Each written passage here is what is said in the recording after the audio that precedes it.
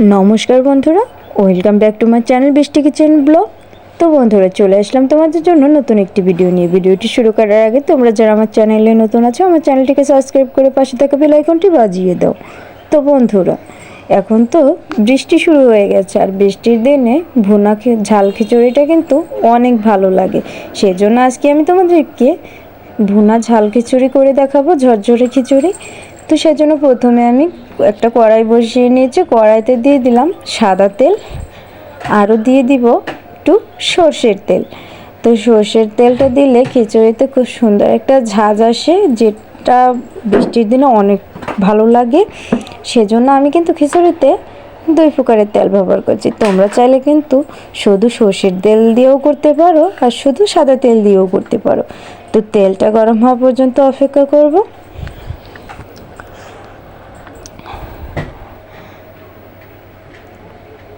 তো বন্ধুরা আমাদের তেলটা গরম হয়ে গেছে। এবার এর ভিতরে দিয়ে দিলাম গোটা জিরে ফোড়ন। তো দেখো জিরাটা যখন লাল লাল ভাজা হয়ে যাবে সে পর্যায়ে কিন্তু আমি এক এক করে এর ভিতরে মশলা অ্যাড করব। তো প্রথমেই আমি এর ভিতরে দিয়ে দিচ্ছি পেঁয়াজ কুচি।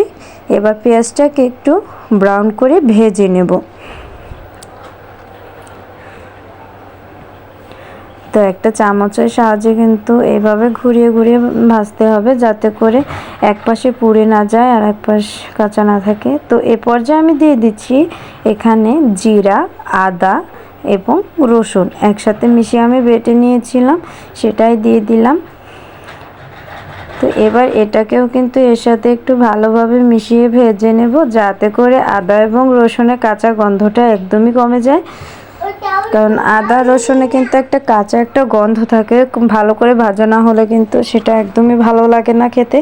তো এ পর্যায়ে কিন্তু আমি দিয়ে দিলাম এখানে পরিমাণ মতো জল।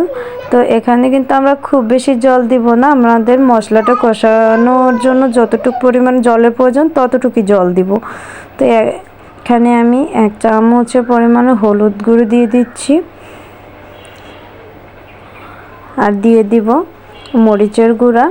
তো এখানে মরিচের গুঁড়াটা একটু বেশি হবে, যেহেতু বলেছি ঝাল খিচুড়ি, ঝরঝরে ঝাল খিচুড়ি। তো এই খিচুড়ির সাথে তোমরা কিন্তু মাংস কষাও নিতে পারো, তারপরে তোমরা ডিম ভুনা করেও নিতে পারো। আর আমি কিন্তু খিচুড়িটা আজকে খাবো আমের চাটনি দিয়ে।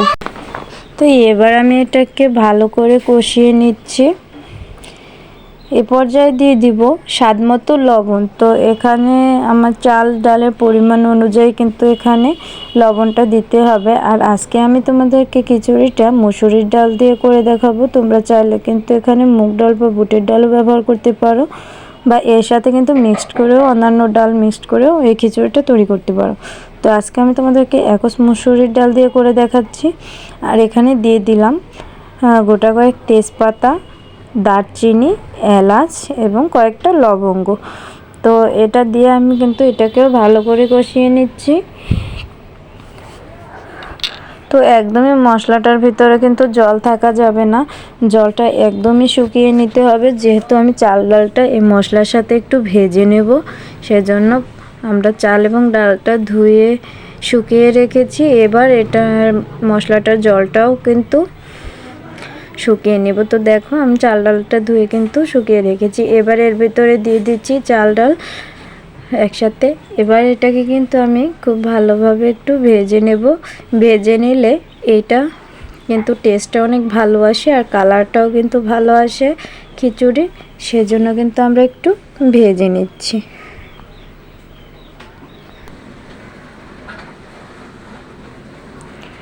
তো দেখো এটাকে কিন্তু অনবরত নাড়তে হবে, অনবরত না নাড়লে কিন্তু এটা নিচে ধরে যাবে। তো এবার আমি একটা পাতিলে জল গরম বসিয়ে নিয়েছি। জলটা গরম হয়ে গেলে এর ভিতরে ভেজে রাখা চাল ডাল মশলা যেটা আছে ওটা দিয়ে দিলাম।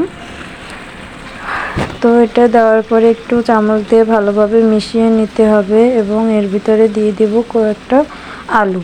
তো আলুগুলো একটু বড় বড় সাইজ করে কেটে নিতে হবে, কারণ যেহেতু এটা খিচুড়ির সাথে যাবে, একটু বড় করে না কাটলে কিন্তু আলুগুলো একদমই গলে যাবে। আর যদি একটু বড় করে কাটা হয় তাহলে কিন্তু আলুগুলো একটু আস্তে আস্তে থাকবে। তো এভাবে কয়েক মিনিট জাল দিয়ে নিলেই কিন্তু আমাদের এটা হয়ে যাবে।